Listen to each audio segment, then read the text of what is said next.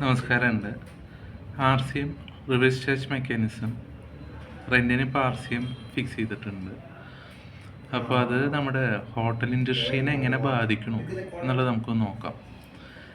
Hotel ഇൻഡസ്ട്രിയത്തെ GST നമുക്ക് composition 5%, regular 5%, പിന്നെ accommodation കൂടി പ്രൊവൈഡ് ചെയ്യുമ്പോൾ 7500 രൂപ വരെ റൂം റെൻ്റ് എടുക്കണവർക്ക് 12, അതിന് ശേഷമുള്ളവർക്ക് 18%. അപ്പോൾ ആദ്യം പറഞ്ഞ 2 കാറ്റഗറിയിലെ കോമ്പോസിഷനിൽ നമുക്ക് നമ്മുടെ കയ്യിൽ നിന്ന് എടുത്തിട്ട് വേണം 5% GST അടയ്ക്കാൻ. അവർക്ക് ഇൻവോയ്സിൽ GST കസ്റ്റമേഴ്സിൻ്റെ കയ്യിൽ നിന്ന് കളക്ട് ചെയ്യാനുള്ള അധികാരമില്ല. മറ്റേ റെഗുലർ 5% ആണെങ്കിൽ നമുക്ക് നമ്മുടെ ബില്ലിൽ GST കളക്ട് ചെയ്യാം, ഗവൺമെൻറ്റിലേക്ക്, എന്നിട്ട് അത് അടയ്ക്കാം. പക്ഷേ ഇൻപുട്ട് നമ്മൾ സാധനങ്ങൾ വാങ്ങിക്കുമ്പോൾ GST ബില്ലിൽ സാധനങ്ങൾ വാങ്ങിക്കുമ്പോൾ കിട്ടുന്ന ഇൻപുട്ട് എടുക്കാനുള്ള അർഹതയില്ല. അപ്പോൾ റിവേഴ്സ് ചാർജ് മെക്കാനിസം റെൻറ്റിന് ഇപ്പോൾ 1,00,000 രൂപ നമ്മൾ റെൻറ്റ് കൊടുക്കുകയാണ്. അതിൻ്റെ 18% നമ്മൾ GST അടയ്ക്കുകയാണെങ്കിൽ ആദ്യം പറഞ്ഞ 2 കൂട്ടരിലും ഇപ്പോൾ കോമ്പോസിഷൻ ആണെങ്കിൽ ആ 18% ഗവൺമെൻറ്റിന് അടയ്ക്കണം, നമുക്ക് ഇൻപുട്ട് ക്ലെയിം ചെയ്യാൻ പറ്റില്ല.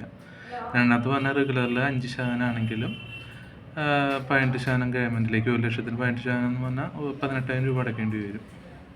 ആ റെൻറ്റിനനുസരിച്ച് കേട്ടോ, എത്രയാണ് റെൻറ്റ് വരുന്നത് അടയ്ക്കേണ്ടി വരും. അപ്പോൾ 18,000 രൂപ നമ്മുടെ കയ്യിൽ നിന്ന് പോവും, അത് ഇൻപുട്ടായിട്ട് ക്ലെയിം ചെയ്യാനും പറ്റില്ല. അപ്പോൾ അതിൻ്റെ എഫക്റ്റ് എന്താണെന്ന് വെച്ചാൽ 1,00,000 രൂപ റെൻറ്റ് കൊടുക്കുന്ന ഒരാൾക്ക്, അൺരജിസ്റ്റേർഡ് ആയിട്ടുള്ള ബിൽഡിംഗ് ഓണറാണ്, നമ്മൾ 1,00,000 രൂപ റെൻറ്റ് കൊടുക്കുകയാണെങ്കിൽ 18,000 രൂപ ഗവൺമെൻറ്റിലേക്ക് GST അടയ്ക്കേണ്ടി വരുമ്പോൾ ആ 18,000 രൂപ എക്സ്ട്രാ ഒരു എക്സ്പെൻസ് ആയിട്ട് മാറും. പെർ മന്ത് 18,000 രൂപ ഒരു എക്സ്ട്രാ വേണം. പോലെ 1,00,000 രൂപയാണ് റെൻറ്റ് കൊടുക്കണമെങ്കിൽ.